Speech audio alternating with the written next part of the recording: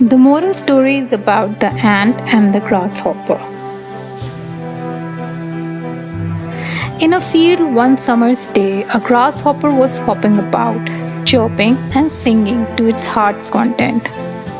An ant passed by, bearing along with the great effort an ear of corn he was taking to the nest. "Why not come and chat with me?" said the grasshopper.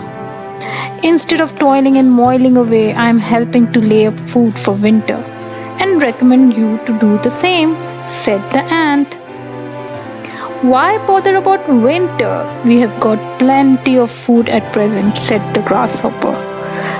But the ant went on its way and continued its toil.